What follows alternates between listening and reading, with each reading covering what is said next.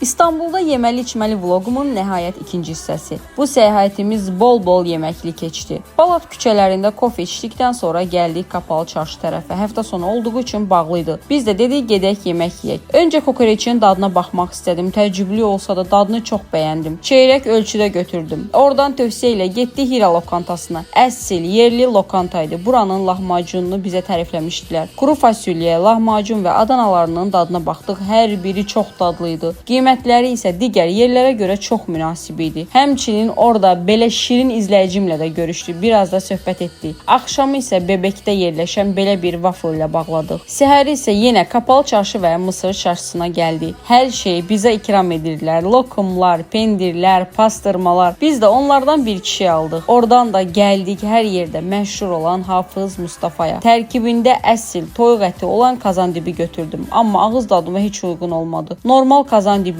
daha çox bəyənirəm. Sonra isə gəldik kavurmacıya. Pulov, turşu və kavurma kimi servis edirlər. Dadı da yaxşı idi. Sonda da bizi çay və sufleyə qonaq etdilər. Həmin gün axşam da Galata Portu gəzdikdən sonra getdik dünyanın ən yaxşı tantunisini yeməyə. Dadı sadəcə möhtəşəm idi. İstanbula gəlsəniz mütləq bunu dadın. Digər günü də bol yeməkli başa vurub nəhayət qayıtdıq Bakıya. Səyahət bizim üçün bol gəzmək və yeməkdir. Bəs sizin üçün nədir?